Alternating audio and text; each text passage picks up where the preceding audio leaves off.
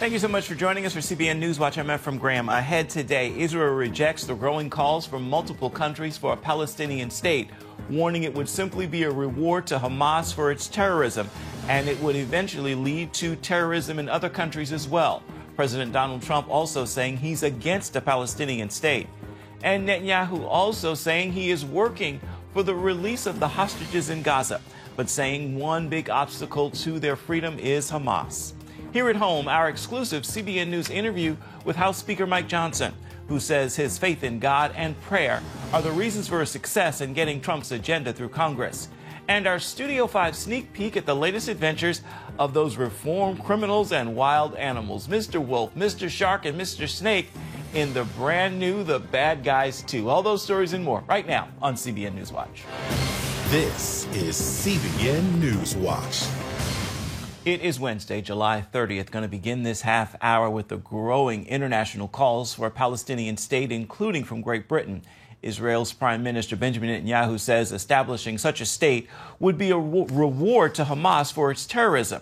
And he says Hamas is the big obstacle to freeing the hostages in Gaza. Paul Petit brings us the story now. He's reporting from Jerusalem. While the IDF continues its assault against Hamas in Gaza, Israel is seeing setbacks on the global stage. UK Prime Minister Keir Starmer is joining with France by saying he will recognize a Palestinian state in September unless Israel agrees to a ceasefire. We believe that this announcement and the recognition of UK of the state of Palestine will bring justice and peace for the region. President Trump says he did not discuss Starmer's decision when they met this week and criticized the plan. You know, you're rewarding Hamas if you do that. And I don't think they should be rewarded. So I'm not in that camp, to be honest. We'll let you know where we are, but I am not in that camp. The move by the UK comes amidst a UN conference pressing for a two-state solution, but only about 15 of the nations attending have expressed support for a statement calling for a Palestinian state. It ain't gonna happen. We are aware of the fact that there are countries in Europe today with a huge Muslim population. Sometimes it affects the policies of their governments, but this cannot and will not lead Israel to commit suicide. We won't allow a jihadist terror state in the heart of our ancient homeland. It ain't gonna happen. As the IDF continues to apply military pressure on Hamas in Gaza, Israel's effort is on freeing the 50 Israeli hostages still remaining in captivity. Netanyahu says he's holding daily talks to make that happen. But there is one big obstacle, and everyone knows it. That is Hamas. It is stubborn in its refusal. President Trump said it. We say it. Everyone who knows the facts, including the mediators, everyone knows it. We are not letting up. We will continue to do everything we can in one way or another. In an historic move, the European Union and the entire Arab League, including Muslim countries, signed onto a declaration condemning the October 7, 2023 terrorist attack and calling on Gaza to release all hostages and end its rule in Gaza. A glimmer of hope for Israel more than 20 months after the largest terrorist attack on its soil. In Jerusalem, Paul Petit, CBN News. And our CBN News Middle East Bureau Chief Chris Mitchell joins us now from Jerusalem with more. So, Chris, what can you tell us about this declaration from the EU and Arab League? Well, this is the declaration right here, Ephraim. It does condemn October 7th, and it does condemn Hamas. But what it still does, Ephraim, is it advocates for a two-state solution, which would include the West Bank, East Jerusalem, and the Gaza Strip. It also wants the Palestinian Authority to go ahead and control Gaza. But many people are saying the Palestinian Authority still has its pay-to-slay program that rewards terrorism. It regularly condemns Israel in its media. And the Palestinian Authority, many believe, wants a two-state solution on its way to a one-state solution and eventually eliminate Israel. And that's proposing. So this whole idea, this declaration is really proposing for many an idea that really hasn't worked for decades. Now, Britain is rejecting the idea that recognizing a Palestinian state would reward Hamas. Why does Israel say it actually is a reward for Hamas? Well, they say that it would reward Hamas for October 7th and reward Hamas for the current campaign right now to blame Israel for the situation in Gaza, where humanitarian aid goes in or doesn't goes in. But when it does, it's stolen by Hamas and actually hoarded by Hamas and then actually sold back to the population. So Hamas is creating a humanitarian crisis and then blaming Israel, and also creating a global media campaign of Israeli starvation of Gaza. That's also been fueled by the media and promoting the Hamas Qatar being much the sponsor of Hamas, those talking points. And what it's done is really create a diplomatic tsunami against Israel, where more and more nations are threatening, like the UK, to recognize a Palestinian state. And as Gideon Sar, Israel's foreign minister, said, some nations are appeasing their Muslim populations by blaming Israel, and it's really coming at the expense of the Jewish people and the Jewish state. What would a Palestinian state do to the terrorism threat to Israel? Well, many believe it would increase the terrorist threat to Israel. Where would you go for a Palestinian state? As I said, the PA, the Palestinian Authority, regularly condemns Israel. Some make a World War II comparison. For example, would the Allies have stopped at the Rhine River without destroying Nazi Germany? And would Israel right now stop its military campaign against Hamas without militarily defeating them? Back from 2007, when Hamas took over Gaza, it's really been the closest thing to a Palestinian state. It had nearly full autonomy and independence. Many people believe a Palestinian state would end up the same way.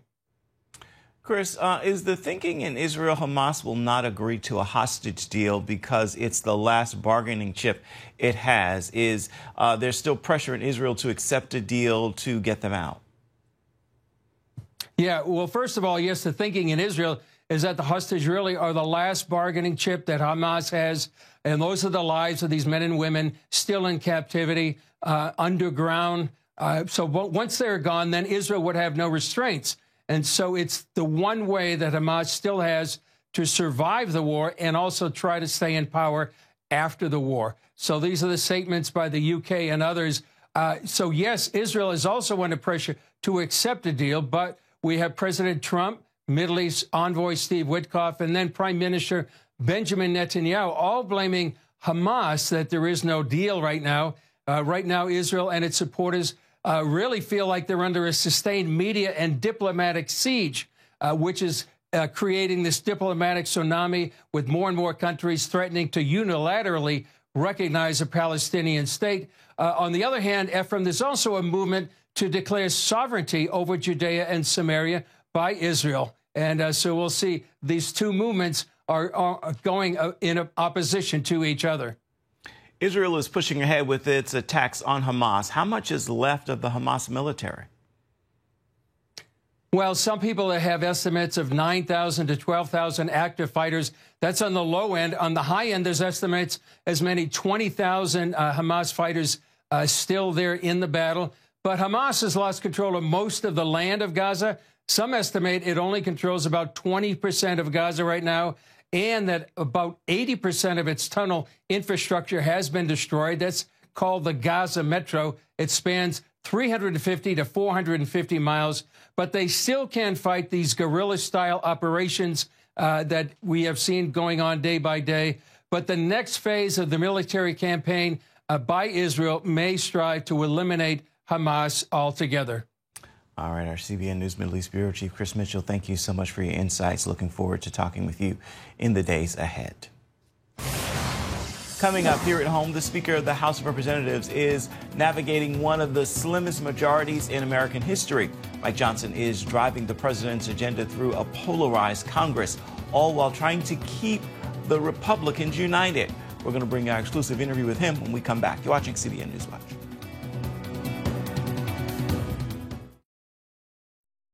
So far, House Speaker Mike Johnson has successfully navigated President Trump's legislative agenda through Congress. He accomplished that feat with a very narrow majority and deep divisions in his own party.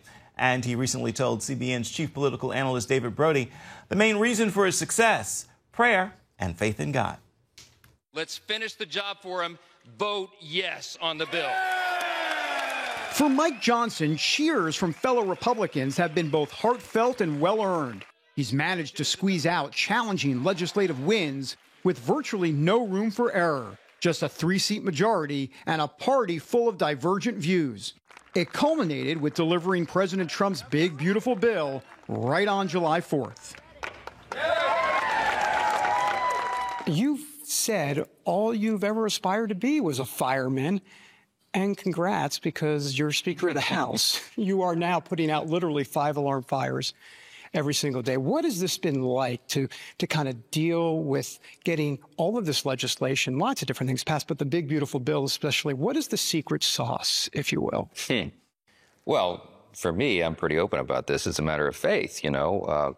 I quote often John Quincy Adams. He said, "Duty is ours, results are God's," right? So that's a very liberating way to live. It is my biblical worldview. You know, we be faithful in the little things that God puts before us today, and then he takes care of the rest. And so that's what I do here. There's a lot of patience and prayer that delivers all these legislative victories. It's not pulling rabbits out of a magic hat, as some people have tried to analogize the last few days. It's a lot of work that goes into this, and frankly, a lot of faith. And the commander-in-chief clearly shows faith in Johnson. If you keep up this pace for another week, you go down as the greatest speaker in the House in history. He's been going at a fervent pace. Would you say that's right? Your wife probably says, "You are crazy." You've been aging beautifully at front. This first 6 months of the Trump administration has been the most productive and most effective, arguably, of any in history, and all of U.S. history. I mean, since the founders' era, because you have a close alignment between the White House and the Senate and the House. And they had one more element, a plan. We thought very deliberately and carefully about how we would go about the first 100 days, the first 300 days. This was all planned. And now we're implementing those plans. And the Democrats made a major mistake, tactical error, by giving President Trump 4 years and all of us to plan for what this would look like. Democrats, though, argue Johnson and the GOP made a big tactical error with the signature legislation that will cost them their majority in next year's midterms. They call it wholly immoral. They say food assistance, Medicare, some of these cuts and all of that, they call that immoral. But what is the morality here, the way the Republicans, the way you guys see it? I'm glad you brought it up. Food assistance and Medicare aren't touched in this program. No one is going to lose their health care. They're going to try to pretend that they have the upper hand on the morality. I love the debate, and I'm anxious to engage in it any place, anytime. What we did in the big, beautiful bill is exactly along the moral standards and something we're proud to do. Because what we did, for example, instead of taking health care away from people, what we did is we strengthened the safety net programs. So what we've done is we've reintroduced a work requirement, right? 20 hours a week, by the way, not draconian requirements, but all you have to do is have a job, be looking for a job, be in a job training program, or volunteer in your community for 20 hours a week if you're going to be on Medicaid. It comports with common sense and morality. Work, we find our dignity in work. It's good for a young man to have to help pull the wagon and not ride on it. That's the right and moral thing to do. Speaker Johnson's confidence goes beyond that morality to something bigger and providential. After seeing both the assassination attempt in Pennsylvania and Florida fail, Johnson became convinced that Trump would win the presidency. He shares with us what he told the president during those days. Scripture's clear. God is the one that raises up those in authority, and he has selected you. To me, it seems obvious you're going to win another term. And what a profound thing it is to be raised up by God to lead the greatest nation in the history of the world for the second time. He thinks of it that way as well. And you hear him use that language himself in recent months and since the inauguration. Johnson believes it changed Donald Trump, which has led to an extremely effective second term, especially when it comes to working with Congress. President Trump's head and heart are in exactly the right place right now, where the American people need them to be and that where we want him to be. He thinks very contemplatively, very deliberately in his decision process. It's become a match, some might say, made in heaven. Johnson and Trump seem like an unlikely pair for sure. A brash New Yorker and a jovial evangelical from Louisiana. But it works. Eventually, Johnson won't have Trump at his side as he eventually rides off into the sunset. But the battle for America will soldier on. So we're going to be in a contest between actual worldviews, between two competing visions on who we are as Americans and who we're going to be. And I think our party has a very important role. MAGA is part of that. And it'll be an interesting time for the next 250 years of the country. In the interim, Mike Johnson is just taking it one day at a time, rejoicing always and praying without ceasing. David Brody, CBN News, Washington. Turning to the entertainment world and the return of the members of a wild pack of animals, reformed criminals trying to do the right thing. We're going to bring you a look at their new animated movie, The Bad Guys 2. It's coming up right after this.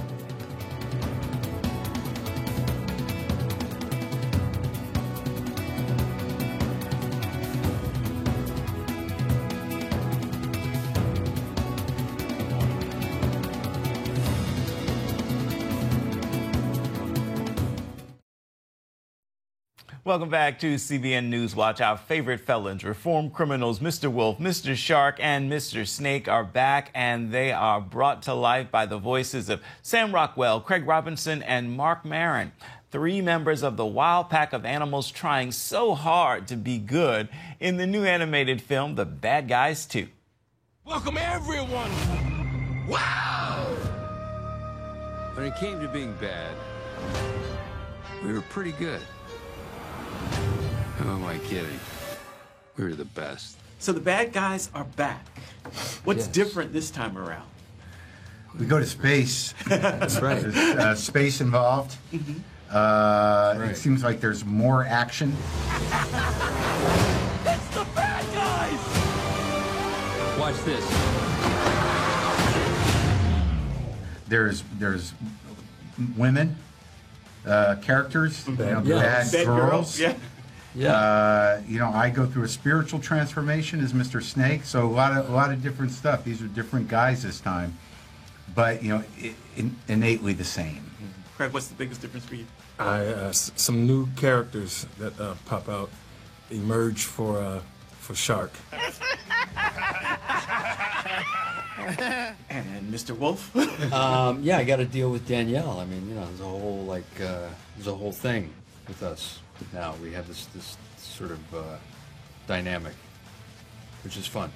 For each of you, where do we meet your characters? So, Sam, where do we meet Mr. Wolf this time around? What happens? Well, he's it's kind of straight time for these guys. They're going.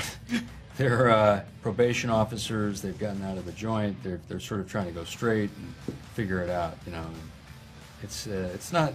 They're not getting jobs. They're unemployed. It's not great. Yeah, the first scene with you is that car, though, right? Yeah. You see putting along in that car. Yeah, that against what he used to have. Yeah. Yeah, it's rough. I am never driving another car ever again. Was it a good decision to go good? Yeah. That's what we're questioning. Yeah. That's where you find us. Is it? I don't know. If Tony Montana wants to wash dishes. Take me inside the production process for each of you. Is it a lonely experience voicing these characters? What's that like? It can be if you're solo. If you're lucky enough to get paired with these gentlemen, then it's fun. Where's my flowers? Pronto, prego. Mark and I got paired a little bit. We did some on Zoom. We did some on Zoom. Not a I lot. think Craig and I didn't. Unfortunately, we didn't get to do a lot. Yeah, you and I did a lot of stuff. We did a lot together. So you're saying this is a date? For me, it was kind of awesome because the studios at DreamWorks were about 8 minutes from my house. So wow. It was an easy commute for a pretty good paycheck. Yeah. And I don't think it was really lonely because if you're not working with one of these guys, you've got Pierre, who's a very animated French fella who directed it. So, he'd give you all you needed usually, and he was sort of always who I was reading with.